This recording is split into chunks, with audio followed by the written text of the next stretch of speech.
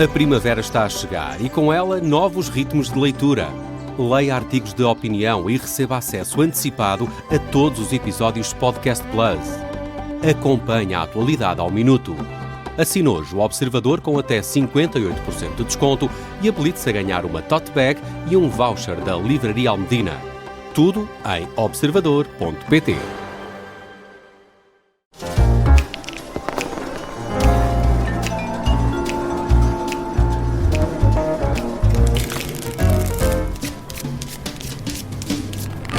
Foi a ideia mais louca que tive em 10 anos de mandato.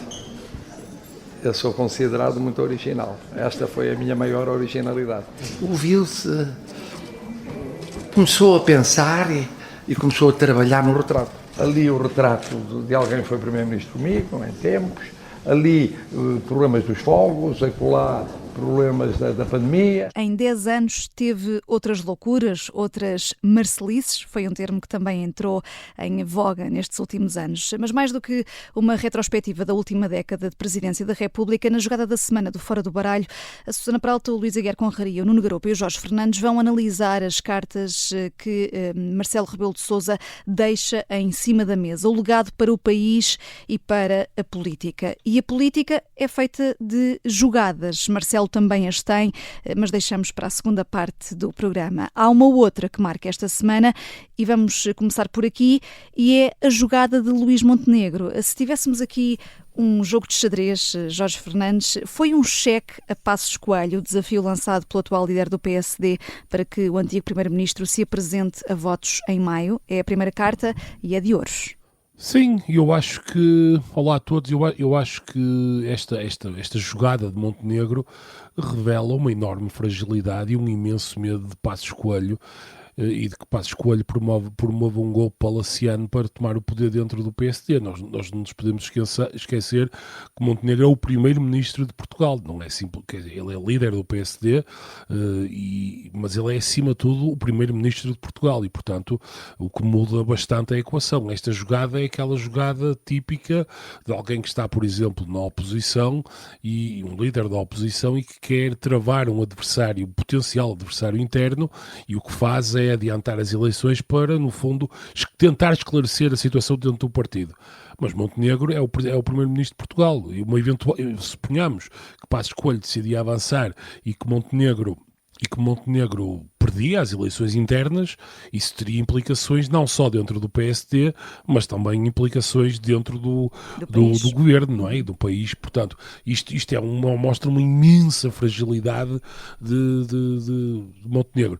E é claro, quer dizer, Passos está a dizer aquilo que é o chamado óbvio ululante, não é? Que o rei vai nu, que o governo é fraco, que não tem ideias, não há qualquer reforma, mas também é verdade que o governo não tem condições políticas para fazer essas reformas.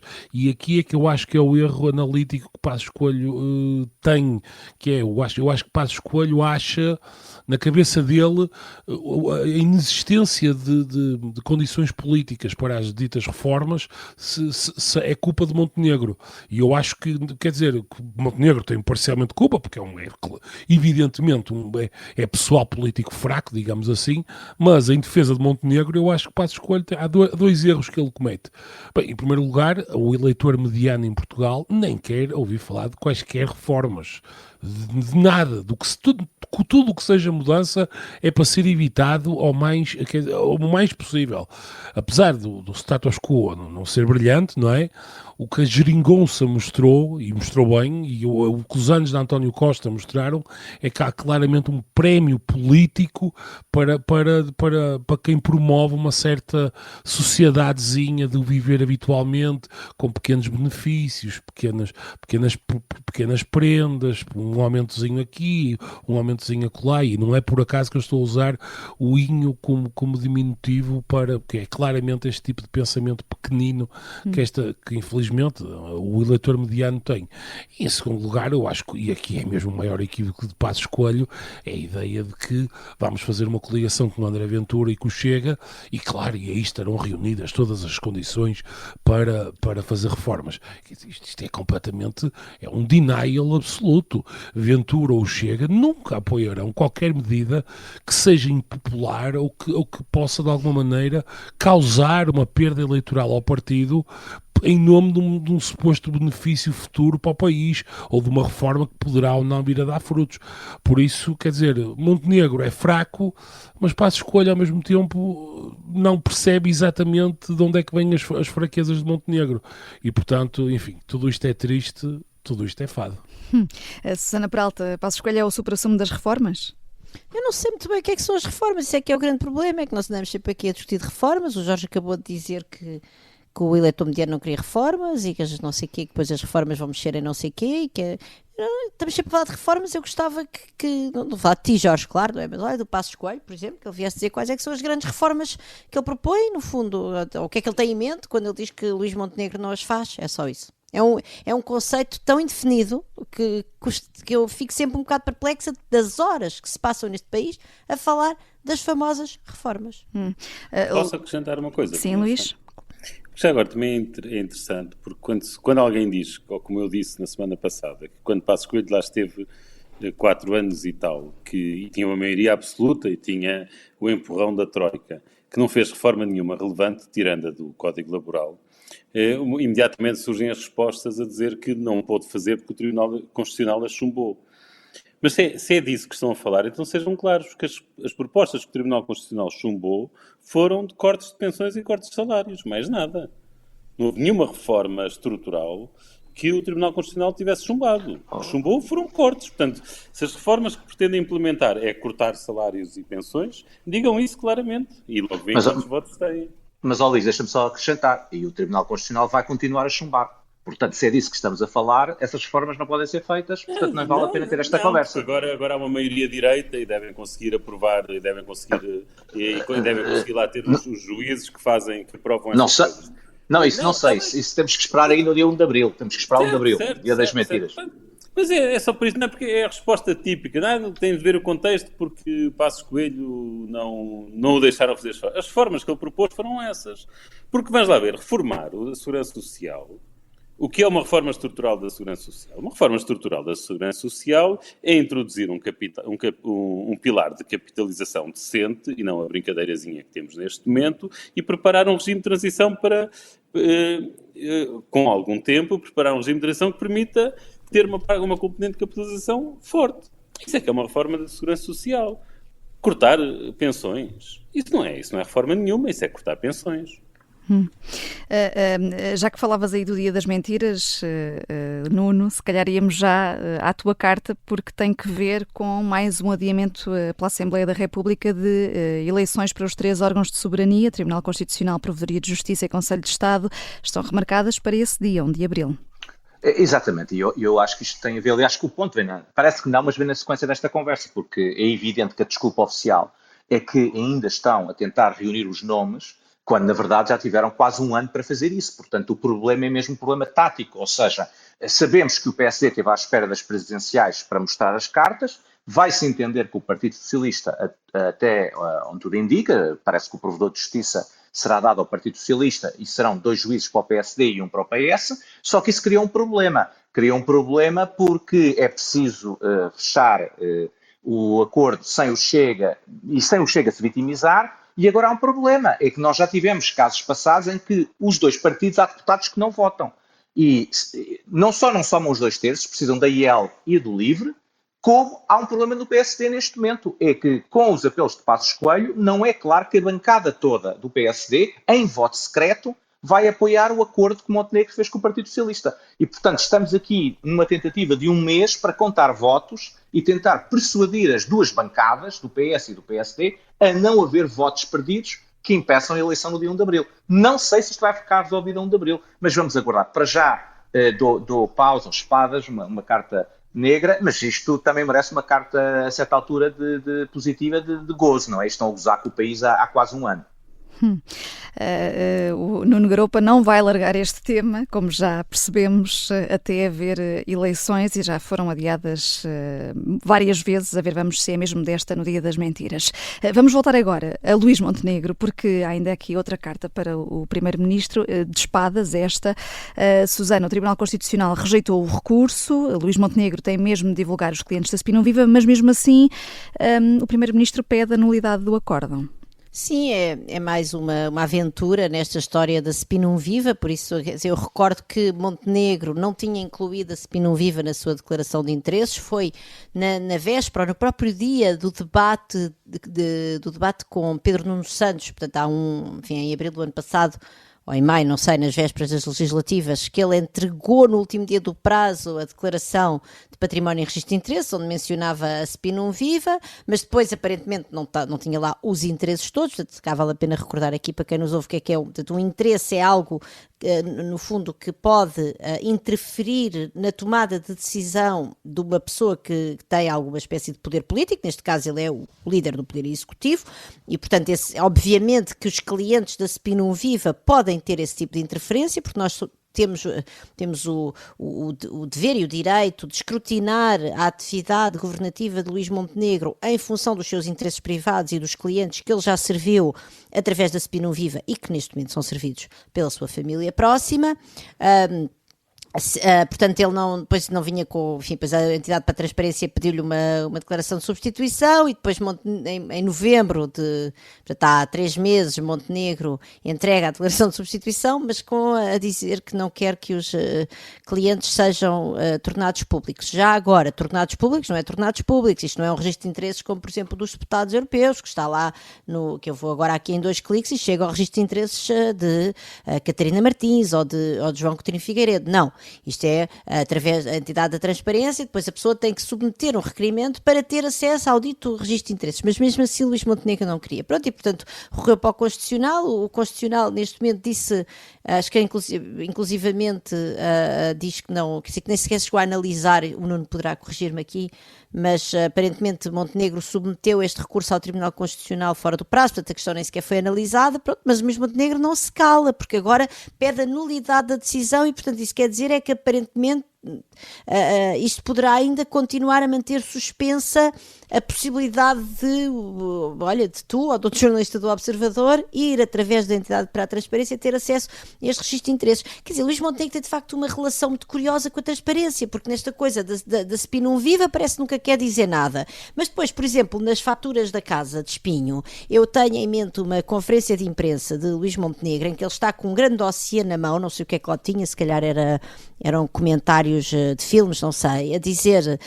eu tenho-as aqui todas e vou mostrar não sei o quê, mas aí, por exemplo, ele diz que as tem, mostra-nos também não as mostra, portanto, há umas coisas que ele mostra, mas depois não quer que a entidade para a transparência nos mostre a nós, há outras que ele diz que tem, mas depois também nunca chega a mostrar, e parece que realmente é um homem opaco. Pronto, Luís Montenegro disse em maio do ano passado que nunca ninguém tinha sido tão transparente como ele foi, em termos políticos. Eu acho que isso contradiz completamente a sua história ao longo destes 2 anos de governo. Ele começou por esconder a Spinum Viva. Ele foi ao Parlamento dizer que a Spinum Viva era para tomar conta de umas oliveiras e de umas videiras que tinha lá em Trás-os-Montes, em primeiro lugar, e que era para uns terrenos rústicos, não mencionando que era uma atividade de consultoria que serve por isso a empresas e que por isso mesmo é problemática do ponto de vista da sua atividade executiva. Mas, portanto, mas ele gosta de dizer estas coisas e depois estar à espera que as pessoas acreditem, não naquilo, digamos, que as pessoas não infiram a partir daquilo que ele faz, das suas ações, a sua verdadeira natureza, mas assim a partir das coisas que ele diz e dos grandes discursos. Ficou para o fim agora a carta do Luís Aguiar Conraria, mas é um tema que dominou a semana e muito importante. Tens aqui uma carta de copas, Luís, para Israel, que quer eliminar o que considera ser uma ameaça existencial, o Irão, e conseguiu, no teu entender, manipular os Estados Unidos de Donald Trump. Porquê? Sim, faz lembrar, porque eu queria aqui recuar um bocado no tempo e lembrar, portanto, a meio do ano passado, portanto, em junho de 25, Israel lançou uma grande ofensiva aérea contra o Irão, atingindo vários alvos nucleares e militares e por aí fora. E, na altura, os Estados Unidos entraram largando aqueles bombardeiros que supostamente largando os bombardeiros, não, portanto, largando os mísseis, que supostamente teriam aquelas bombas perfuradoras que entraram várias centenas de metros dentro do chão, que supostamente teriam obliterado a capacidade nuclear do Irão. E na altura houve um medo de escalar, que a guerra escalasse, mas na verdade o efeito foi exatamente o oposto. Foi os Estados Unidos, com essa ação, conseguiram travar e obrigar Israel a recuar e a parar com os ataques. E, de certa forma, isso na altura foi interpretado como os Estados Unidos a imporem-se a Israel e a já não serem os meros, não serem um joguete na mão de Israel e de Netanyahu. Agora, aquilo que nós estamos a ver, quase um ano depois, ou pelo menos muitos meses depois, é que Israel agora conseguiu ter os americanos a fazer-lhes o serviço. Portanto, não sei, portanto, como é que conseguiram. Portanto, obviamente que Netanyahu é muito inteligente e, portanto, é obviamente um excelente manipulador de pessoas, mas conseguiram isso. Neste momento está a haver uma escalada e, neste momento, Israel tem os Estados Unidos a combater e a entrar numa guerra pelos seus objetivos. Inclusivamente, quer dizer, Trump já põe a hipótese de haver tropas no terreno e tudo. Portanto, conseguiu reverter completamente o que foi a ação dos americanos, dos norte-americanos, em junho do ano passado. Portanto, estas Copas é simplesmente no sentido de dizer que está a conseguir o que quer, sem qualquer julgamento de valor da minha parte relativamente a estas ações. Ainda não sabemos até onde vai este conflito, que está a envolver já aqui vários países no Médio Oriente, e é bem possível que venha a ser também uma jogada da semana nos próximos tempos. Esta semana, a jogada da semana é a despedida de Marcelo Rebelo de Sousa, sobretudo aquilo que vai deixar ao país. Fica para a segunda parte. Até já.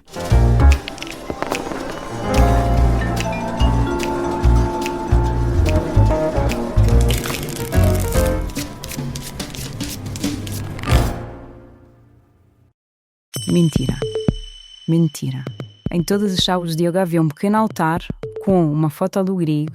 Esta é a história de como dezenas de portuguesas se tornaram seguidoras de uma seita controlada por um guru manipulador. A escola é um povo com muitos tentáculos. Se corta um, os outros continuam. No último episódio, a máquina não para. Os segredos da seita do yoga. É uma série para ouvir em 6 episódios que faz parte dos Podcast Plus do Observador. É narrada por mim, Daniela Roy, com banda sonora original de Benjamin. Os Podcast Plus do Observador têm o apoio da Kia.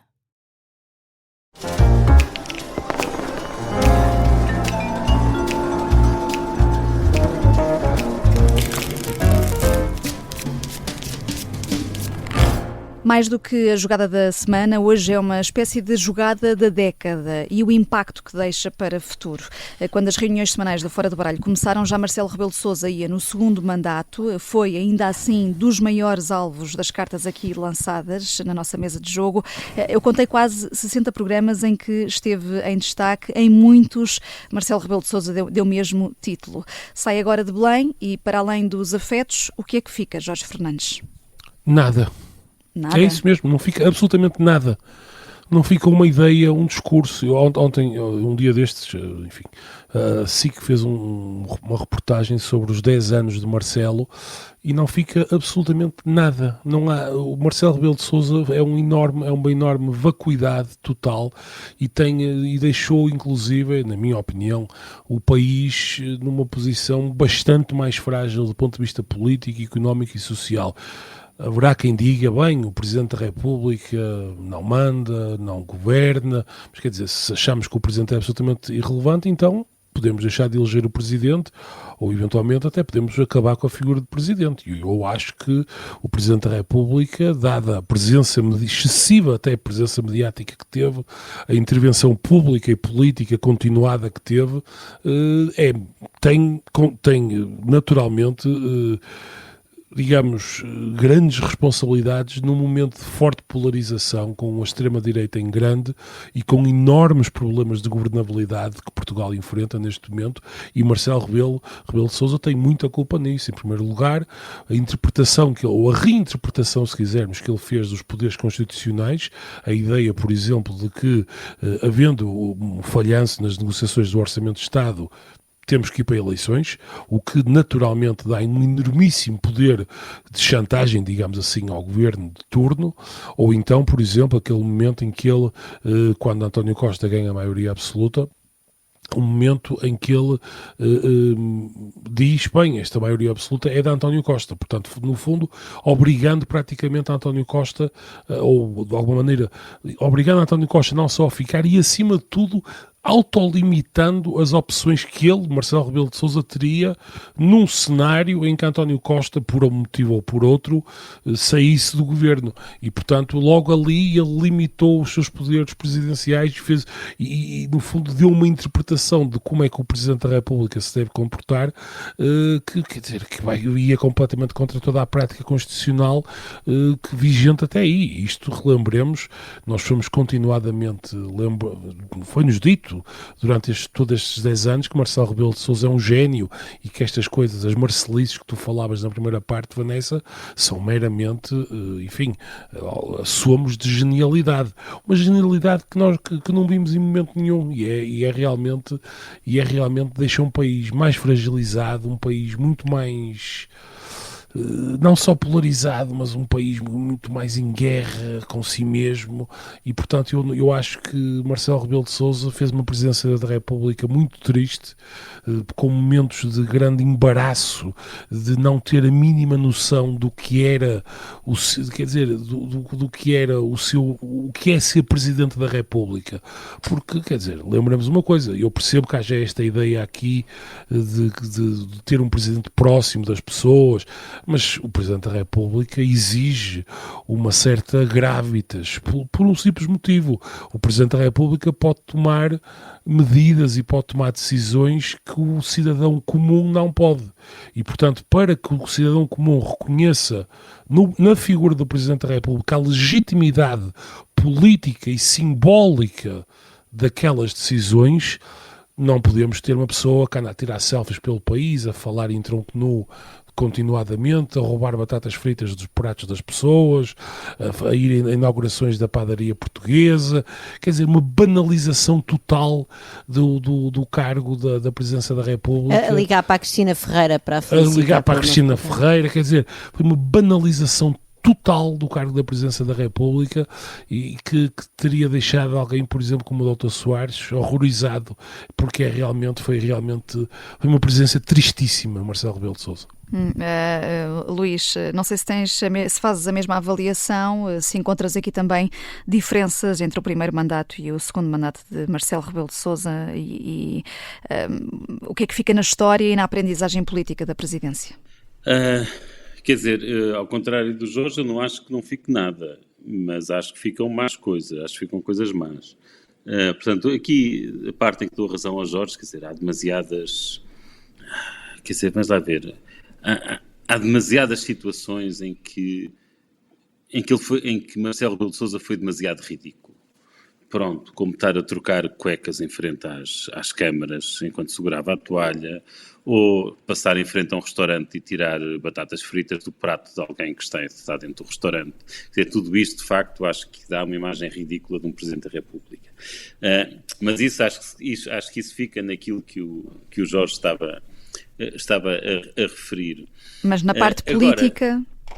Agora, do ponto de vista político mesmo, claro que o primeiro mandato é diferente do segundo mandato, mas as circunstâncias também eram diferentes, o que também tem sempre alguma dificuldade em dizer o que é a responsabilidade de ser primeiro versus segundo mandato, ou simplesmente o facto de as coisas terem mudado, de já não ter havido uma geringonça, e de não havendo uma geringonça, quer dizer, ali há uma determinada altura em que o Partido Socialista tem maioria absoluta, o que tem como efeito, ou como tem como um dos efeitos principais, tornar o Presidente praticamente irrelevante, e isso é algo que Marcelo Rebelo de Sousa claramente não consegue aceitar, não é? Portanto, vai contra a sua natureza. E aquela parte, mas aí essa é a parte em que eu acho que é verdadeiramente negativa do seu mandato, que é a forma como convocou eleições de forma disparatada. E eu nem sequer estou a falar desta última, que imagino que fosse um bocado inevitável depois de aparecerem aqueles 75 mil euros na estante do...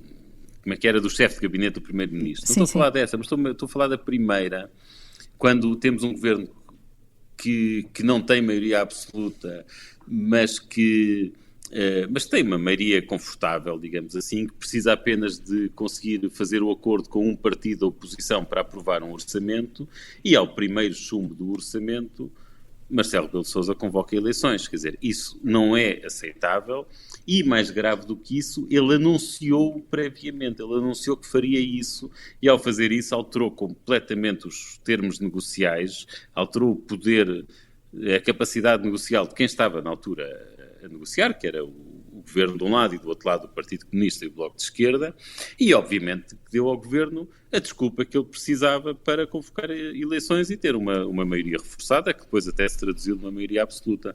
E portanto eu acho que isso sim é um precedente grave, e olha, espero que o próximo presidente seja diferente. Pronto, para não falar também daquelas questões mais... que de certa forma já todos esperaríamos, como a cunha no caso das gêmeas, aquela cunha para entrar no Sistema Nacional de Saúde e tal, mas isso de facto já era alguma coisa que penso que todos nós esperaríamos de Marcelo Rebelo de Sousa, esse tipo de comportamento. Tanto o Luís como o Jorge falaram aqui dessa questão das dissoluções. Marcelo Rebelo de Sousa foi de facto o presidente campeão nesta matéria. Num dos programas aqui no Fora do Baralho, que estive aqui a revisitar, um de vocês referia, e na altura ainda não te tinha juntado aqui à grupeta, Nuno, que Marcelo Rebelo de Sousa ficou preso por decisões passadas, cometeu erros nesta frente. O que marca muito a presidência é esta forma como foi convocando eleições de pré-aviso. Eu penso que sim, mas não só. Não? Eu acho que aqui duas questões. Uma é aquilo que eu acho que foi durante estes 10 anos a relação doentia do Presidente da República com a comunicação social. E isso tem a ver com tudo isto, os faits-divers que se falaram aqui, porque a comunicação social entendeu que Marcelo Rebelo de Sousa fazia parte da comunicação social e, portanto, não teve o distanciamento e o escrutínio que era adequado e que teve com outros Presidentes da República. Isso criou uma relação muito doentia, em particular com alguns órgãos de comunicação social, em que os estados de alma do Presidente da República eram capa de jornais e que depois condicionavam toda a atividade política. Eu penso que isso não fica nada, porque isso é um problema de Marcelo Rebelo de Sousa com a comunicação social, e portanto ele já não é Presidente da República dentro de uns dias, e portanto esse assunto morreu. Vamos ver se vai continuar a haver uma relação doentia entre a comunicação social e o ex-presidente Marcelo Rebelo de Sousa. Ele diz que não, que vai sair de cena, mas isso vamos deixar para outro programa, para outra vez. Agora, há aqui uma questão que toda a gente focou e eu penso que é o grande problema, e que é uma herança muito pesada para o novo Presidente da República. É que Marcelo Rebelo de Sousa arrebentou com as convenções constitucionais todas, ou seja, há um antes e depois. E isso é uma herança muito pesada para António José Seguro, que vai ter que refazer essas convenções constitucionais. Não é só a questão das dissoluções, é que ele, durante o seu mandato, intrometeu-se diretamente com o Poder Judicial, portanto, quebrou aquilo que era a separação de poderes, comentou sentenças judiciais, comentou decisões do Tribunal Constitucional, fez comentários prévios a decisões do Tribunal Constitucional, comentou decisões do Procurador-Geral da República, e, portanto, houve uma intromissão direta do Presidente da República na Justiça, quebrou a separação de poderes, quebrou a separação de poderes com a Assembleia da República, condicionando negociações de Orçamento de Estado, condicionando negociações de leis, fazendo comentários prévios à aprovação de leis, intervindo diretamente e comentando debates da Assembleia da República, portanto, violou a separação de poderes com a Assembleia da República e, obviamente, extravasou aquilo que são os poderes em relação ao Governo,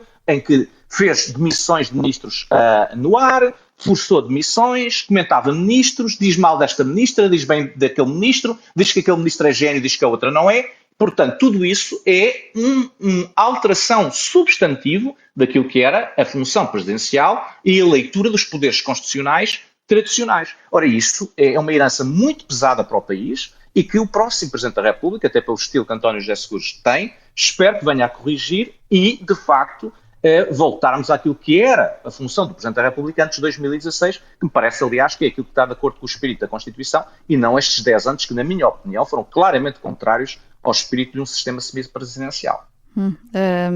Susana Peralta, temos até aqui cartas mais negativas para esta presidência de Marcelo Rebelo de Sousa. Já vamos falar um pouco também sobre essa herança para António José Seguro, mas também gostava de te ouvir sobre o que fica de negativo, de positivo também destes anos de presidência.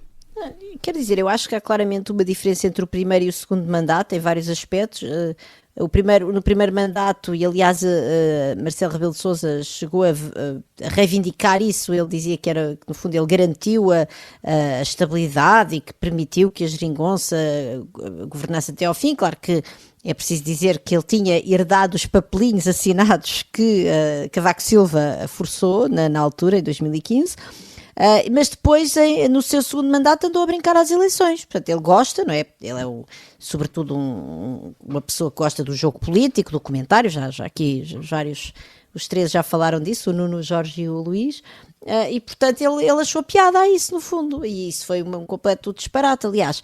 Bem, não quero agora também estar aqui a falar do novo presidente, mas há uma entrevista do António José Seguro, creio que foi ao Daniel Oliveira, mas posso estar enganada, em que ele diz: eu não quero ser um algoritmo em Belém, alguma coisa assim do género, ou seja, eu não vou anunciar previamente o que é que eu faço em cada um dos cenários, porque isso obviamente limita imenso a ação do Presidente da República, porque a ação do Presidente da República assenta um bocadinho em poucos poderes que ele tem, mas que são poderes muito fortes, não é, poder de veto, o poder de dissolver o Parlamento, mas que no fundo só são eficazes se houver alguma incerteza em volta dos mesmos. Portanto, é normal que o Presidente da República enuncie grandes princípios. O que não é normal é que faça aquilo que já aqui foi dito, quando ele avisou o Costa que se ele saísse dissolvia o Parlamento, quando o Costa ganhou a maioria absoluta, e quando disse que se não houvesse orçamento dissolvia o Parlamento. Depois, quando foi da moção de confiança, aí já foi diferente. Eu acho que foi o único momento em que realmente Marcelo tinha mesmo de convocar eleições.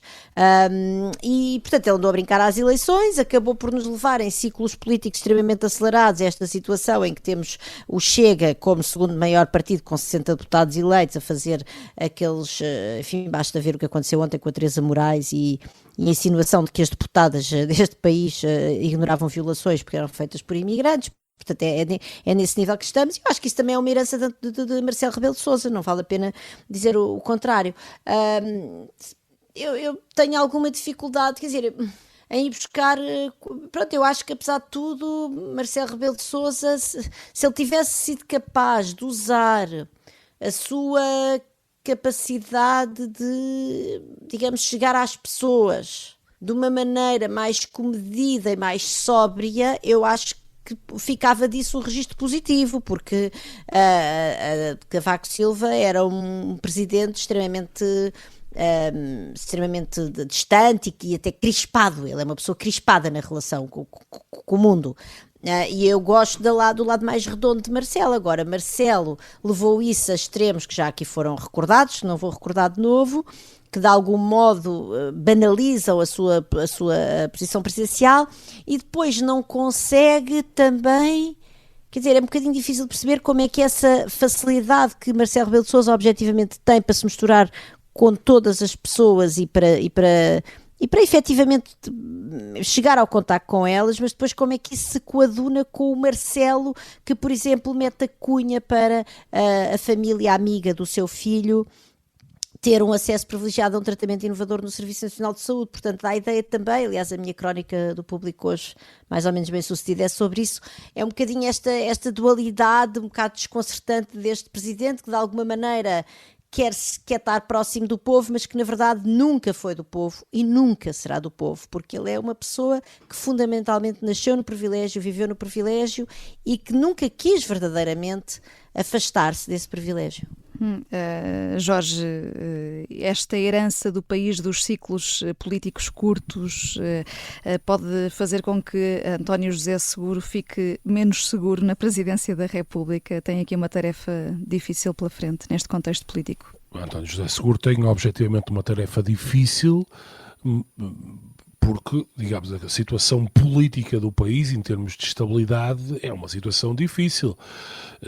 Mas eu espero que António José Seguro funcione como uma espécie de indutor de uma certa tranquilidade no país, e penso que, espero, quer dizer, aquilo que sabemos dele, por portanto, das entrevistas que deu e até do próprio estilo pessoal dele, penso que rapidamente adotará um estilo muito diferente, muito mais calmo, muito mais pausado, quer dizer, sem necessidade de estar constantemente a comentar tudo e todos, a aparecer diariamente na televisão, aquelas patetices de ir comer um gelado ou de ir mostrar à chefe militar que trabalha com ele uma rua onde foram supostamente assassinados os távoras por trás. Sempre assim, são umas patetices absolutas e, portanto, eu penso que António José Seguro reconstruirá a presidência da República num modelo muito mais sóbrio e eu espero que com isso consiga de alguma maneira também imprimir uma certa calma à vida política portuguesa. No entanto, claro, quer dizer, estará naturalmente condicionado por aquilo que aconteceu no Parlamento e temos uma situação objetivamente difícil e aí veremos o que o futuro nos reserva. Susana, querias acrescentar? Eu percebo quando o Jorge diz que são patetices, porque de facto visto de fora é uma patetice. Agora eu não acho que o Marcelo faça essas coisas por ser pateta, ele faz essas coisas porque ele gosta de mostrar que ele faz coisas um bocado fora da caixa, porque no fundo ele sempre apreciou essa maneira de... Desculpa, Jorge. Não, o que tu estás a dizer, Susana, eu não discordo disso. O problema do Marcelo é que ele ouve desde muito jovem e convenceram-no que ele é um gênio. E eu não sei o que é que ele é um lado gênio. Irreverente, há um lado irreverente de Marcelo Rebelo de Sousa que o próprio até vincou quando o retrato do Vils também, não é? Não, mas quer dizer, eu nunca vi o gênio. Eu falo com imensos académicos de direito e toda a gente me diz que ele é um académico perfeitamente medíocre. Politicamente, até chegar à presidência, foi um falhanço absoluto. Perdeu a Câmara de Lisboa quando concorreu. Dentro da liderança do PSD, quando era líder da oposição, foi um falhanço rotundo. Nem a eleições foi. Enfim, tal como o Luís Filipe Menezes. Portanto, quer dizer, na vida política não há nada que se aconselhe. Mas, entretanto, foi presidente durante 10 anos. O que eu estou a dizer, ganhou a primeira volta sem fazer campanha, não é? Eu disse, antes de ser presidente, o que é que ele fez antes de ser presidente que digamos, que confirme essa ideia de genialidade? Falava na televisão, fazia uns comentários perfeitamente banais. Pronto, ele é um muito bom comunicador. Isso aí, dou-lhe de barato. Mas quer dizer, mas o Fialho Gouveia também era muito bom comunicador. Jorge, ele nasceu... Tu quando não gostas de alguém, criticas... As tuas críticas vão por aí afora como se fosse um trator. Não, o programa semanal dele não era nada banal, era uma coisa, era um campeão de audiências durante anos e anos esse fio, com um tipo sentado a falar sem recurso a mais nada. Isto não está ao alcance de ninguém. Depois eu discordo disso, quer dizer. Nem tão pouco acredito na falácia da popularidade. Isso académico medíocre, dizes que ele é um académico medíocre, eu não conheço a obra científica dele e, aliás, nem sei muito bem o que é uma obra científica na área de direito e estou a dizer, isto é ignorância minha, não estou a ser irónico nem nada disso. Mas, quer dizer, nós sabemos que enquanto ele dava aulas, durante anos e anos a fio, ele recebia o prémio de melhor professor, era de quem os alunos gostavam. Portanto, o académico medíocre podia ser numa dimensão, mas noutra que também é extremamente, que é muito essencial, que é o dar aulas e ser um bom professor, não era medíocre, era o melhor daquela escola. Eu não acredito na falácia da popularidade. Quando nós fazemos críticas é uma coisa, agora depois vai tudo a hate, como se o homem fosse um inútil, e um incapaz. Não é o caso. Nuno, deixa-me só mesmo dizer isto. Eu não estou a dizer que é um inútil. Agora, o que eu estou a dizer é, em função, digamos... Alguém que te ouça fica a achar que é um inútil. Não, Luís, o meu argumentário foi que ele foi elevado aos píncaros da genialidade absoluta do país. Atenção, portanto, isto era por comparação com... Atenção. Ok, cita lá a pessoa que o elevou à genialidade absoluta. Toda a comunicação, quer dizer... Enquanto pensas, vamos ouvir... É ler as últimas 1000 edições do Expresso. Está bem, não é ler as últimas 1000 edições, traz uma citação e diz, pronto, alguém que diga que ele é a genialidade absoluta do país. Não. Essas hipérboles também não vais a lado nenhum com elas. Vamos ouvir o Nuno, que temos de terminar também. Não, eu ia só dizer, eu acho que aqui há duas outras coisas que são importantes. Primeiro, eu acho que Marcelo Rebelo de Sousa, do lado das coisas que mudou em Portugal, eu acho que ele mudou muita coisa. Quer dizer, foi ele que inventou os programas de comentadores sem contraditório, isso é uma invenção dele e que temos agora uma série de cópias, e isso de facto ficou e marcou a comunicação social portuguesa, porque isso é visto hoje como uma forma de chegar cargos políticos, coisa que não era antes de Marcelo Rebelo de Sousa, e portanto isso é evidente, e eu acho que o discurso dele marcou Portugal, quer dizer, eu acho que em 10 anos o discurso do melhor país do mundo alterou drasticamente a forma como as pessoas falam de Portugal, como as pessoas sentem Portugal e, evidentemente, como o próprio país se olha a si próprio. E por isso também cria, obviamente, problemas, diria, de natureza cognitiva política, porque, de facto, o país sempre foi um país que foi bipolar entre o melhor e o pior do mundo, e neste momento o país tem um problema de narcisismo coletivo. E esse narcisismo coletivo foi fundamentalmente a mensagem de Marcelo Rebelo de Sousa. Portanto, eu também não acho que ele tenha sido um inútil e um pateta. Acho que ele mudou muita coisa em Portugal. Aquilo que eu chamo a relação doentia com a comunicação social, não sei o que é que vai acontecer depois de Marcelo Rebelo de Sousa sair de Belém nesse aspecto. Acho que António José Seguro também nessa pesada, mas também acho que António José Seguro está à altura de tratar dessa herança pesada, e é para isso que foi eleito com 2 terços. Susana, tens aí um trunfo? Isso não é bem um trunfo, eu não tenho a certeza que o país esteja como é que tu disseste, numa vaga de narcisismo coletivo e que isso se deva a Marcelo. Eu acho que há uma fase provavelmente mais otimista em que estamos, mas isso também tem está ancorado em algumas boas notícias que aconteceram à nossa economia desde que Marcelo é presidente. Quer dizer, Marcelo pegou na presidência na saída da crise das dívidas soberanas, não é? E aconteceram coisas ao longo deste tempo que foram globalmente positivas. Claro que continua a haver muita coisa a correr mal, mas não sei, até porque Marcelo lembras-te que ele chamava irritante otimista ao António Costa. E ainda chamou agora também quando se despediu das instituições europeias. Voltou a chamar. Eu nem acho que nós estejamos numa onda de narcisismo coletivo, nem me parece que o relativo otimismo em que potencialmente estamos embrulhados neste momento se deva apenas ou até especialmente a Marcelo. Acho que há outras pessoas a contribuir por isso, há muita propaganda governamental, mas além disso há também, de facto, bons sinais de Portugal. Nestes 10 anos de Marcelo, Portugal melhorou muito em muitos aspectos. Só mesmo para terminar, se tivessem de inventar o nome para um jogo de tabuleiro sobre a presidência da República que Marcelo Rebelo de Sousa deixa, que jogo é que seria? Luís? Eu não sei, eu estava aqui a pensar, quer dizer, eu acho que ele gostaria de ser um jogador de xadrez e acho que ele olha para isto como um jogo de xadrez, mas depois de facto não consegue jogar xadrez porque ele é tudo de intrigas, é uma pessoa cheia de sussurros e de notícias plantadas, quer dizer, isso é exatamente o posto do xadrez em que o jogo está ali à vista de toda a gente. Portanto, olha, não sei, um xadrez a Marcelo, não sei. Jorge? Também não faço ideia, sinceramente, mas eu acho que o xadrez é uma boa definição, é uma boa ideia para pensar no Marcelo. Nuno? Não, eu vou mais para o Cluedo, porque é mesmo quem é que matou António Costa, quem é que matou a Geringonça e quem é que foi matando vários procuradores-geral da República, e portanto é uma espécie de Cluedo. Onde, quem e como. Susana? Eu penso num jogo de roleplay, aquelas coisas Dungeons and Dragons e não sei o quê, assim, muito mais fantasmagórico. E também com palácios e com elites, enfim, estás a ver o que é que eu quero dizer com isto. É chegado o momento das despedidas do inquilino de Belém dos últimos 10 anos. A ver, vamos se agora António José Seguro também vai ter tantas cartas fora do baralho como Marcelo Rebelo de Sousa teve nestes últimos anos. Escreva-nos para foradobaralho@observador.pt ou por mensagem texto ou áudio para o 91002 4185. Eu sou a Jóquer Vanessa Cruz. O Fora do Baralho fica sempre disponível em podcast. Bom fim de semana.